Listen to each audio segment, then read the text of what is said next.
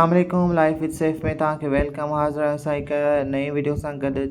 त टॉपिक जो नालो आहे राइबोसोम, जंहिंखे असां RNA कंटेंट बॉडीज़ बि चऊं था। They are named because of high concentration of ribonucleic acid.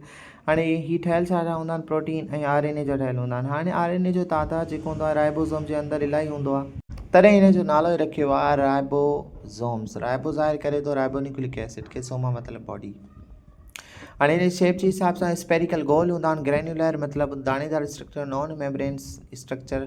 हाणे हिननि जे मथां काई असांखे मेम्ब्रेन नज़र न ईंदी आहे ऐं ही किथे ठहंदा आहिनि, हिन जो कमु छा हूंदो आहे, प्रोटीन खे ठाहिणु। हाणे प्रोकैरियोटिक सेल में बि मौजूदु हूंदा आहिनि ऐं यूकैरियोटिक सेल में बि मौजूदु हूंदा आहिनि। हाणे हिननि खे तॾहिं असां प्रोटीन फैक्ट्री चवंदा आहियूं, छो जो हिननि जे अंदरि प्रोटीन ठहंदी आहे। अगरि ॾिठो वञे त in prokaryotic cell they are found freely dispersed in cytoplasm due to the absence of endoplasmic reticulum। हाणे प्रोकैरियोटिक सेल में मेम्ब्रेन बाउंडेड ऑर्गेनल न हूंदो आहे, जीअं ER एंडोप्लाज्मिक रेटिकुलम। त असांखे प्रोकैरियोटिक सेल में हीअ असांखे फ्रीली साइटोप्लाज्म में नज़र ईंदा, जॾहिं त इहे असांखे यूकैरियोटिक सेल में फ्रीली हालत में बि मिली सघंदा आहिनि ऐं वरी कंहिं मतिलबु ऑर्गेनल सां अटैच्ड बि मिली सघंदा आहिनि। ऐं उनखे अलावा माइट्रोकॉन्ड्रिया जे अंदरि बि असांखे राइबोसोम्स मिली सघंदा आहिनि, जंहिंखे असां उनजे माइट्रोकॉन्ड्रिया जेको फ्लूइड मटेरियल हूंदो आहे, जंहिंखे असां मैट्रिक्स चवंदा आहियूं, उन में असांखे राइबोसोम नज़र अची सघंदा आहिनि। ॿियो क्लोरोप्लास्ट जे अंदरि बि हूंदा आहिनि, जंहिं क्लोरोप्लास्ट जे लिक्विड खे स्ट्रोमा चवंदा आहियूं। हाणे साइज़ जी ॻाल्हि कयूं त राइबोसोम जी साइज़ जेका 70S हूंदी आहे प्रोकैरियोटिक सेल में, ऐं जेको माइट्रोकॉन्ड्रिया हूंदो आहे उन में बि 70S हूंदी आहे। हाणे हिकिड़ो एविडेंस आहे, माइट्रोकॉन्ड्रिया जी बि 70S आहे, प्रोकैरियोटिक सेल जी बि 70S आहे। हिकिड़ो एविडेंस आहे त जेको यूकैरियोटिक सेल आहे इवॉल्व थियो आहे प्रोकैरियोटिक सेल मां।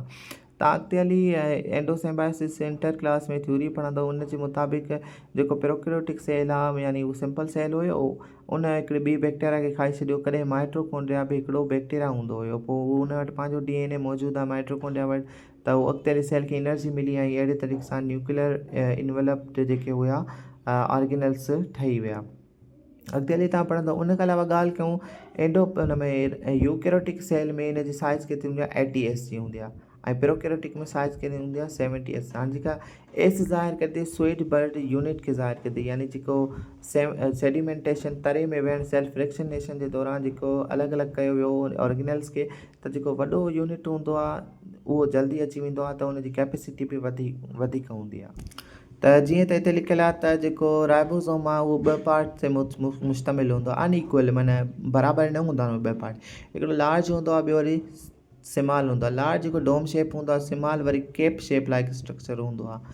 हाणे जेको लार्ज सब यूनिट आहे यूकैरियोटिक सेल में, उहो 60S जो हूंदो आहे, ऐं नंढो जेको हूंदो आहे वरी 40S जो हूंदो आहे। यानी जेको लार्ज हूंदो आहे सेडिमेंट जल्दी थी वेंदो आहे सेल्फ फ्रैक्शनेशन जे दौरान, ऐं वरी जेको नंढो हूंदो आहे उहो देरि सां थींदो आहे। हाणे attachment single unit becomes 80S। हाणे टोटल वञी इहे बराबरि थियनि था 80S, यानी यूकैरियोटिक सेल में राइबोसोम जी साइज़ केतिरी हूंदी आहे, 80S जे बराबरि हूंदी आहे।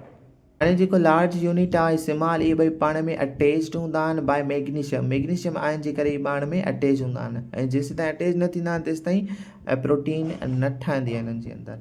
The ribosome is made up of 50 और more different kind of proteins. हाणे ख़ुदि राइबोसोम छा ठहियलु प्रोटीन्स ऐं RNA जो ठहियलु आहे, त हिन 50 टाइप जो प्रोटीन असांखे नज़र अची सघंदो। Magnesium from bond attach both unit. हाणे तव्हांखे ॿुधायूं था जेका मैग्नीशियम हूंदी आहे उन ॿिन्ही खे अटैच करण जो कमु कंदी आहे। हाणे रीसेंट इन्वेस्टिगेशन जे मुताबिक़ ribosomes are manufacturing nucleolus in eukaryotic cells. हाणे इन रीसेंट इन्वेस्टिगेशन जे हिसाब सां जेको राइबोसोम्स आहे उहो किथे ठहंदो आहे, न्यूक्लियोलस में ठहंदो आहे। न्यूक्लियोलस किथे हूंदो आहे, न्यूक्लियस में मौजूदु हूंदो आहे। हाणे असां चई सघूं था त factory of ribosome is nucleolus, factory of protein is ribosomes. उन खां बाद में न्यूक्लियोलस में राइबोसोम ठही करे पोइ ट्रांसफर कया वेंदा आहिनि साइटोप्लाज्मिक रीजन में या वरी एंडोप्लाज्मिक रेटिकुलम जी तरफ़। हाणे during protein synthesis several ribosome are attached to a single mRNA synthesis the number of identical protein nucleus. हाणे जॾहिं प्रोटीन ठहंदी आहे त हिकु mRNA जेको ठहंदो आहे DNA मां, यानी DNA मां ठहंदो आहे RNA, जेको कोड्स कॉपी करे ईंदो आहे, पोइ वरी राइबोसोम अटैच थींदा वेंदा आहिनि, मालिक्यूल्स ऑफ राइबोसोम जेके आहिनि अटैच थींदा वेंदा आहिनि प्रोटीन ठाहिण लाइ। This group of ribosome attach to a single mRNA is known as polysome. जॾहिं हिकु सिंगल mRNA जे मथां मुख़्तलिफ़ राइबोसोम्स अची ऐड थियनि त असां उन स्ट्रक्चर खे चवंदा आहियूं पॉलीसोम। आई होप तव्हांखे वीडियो पसंदि आयो हूंदो। Thanks all of U.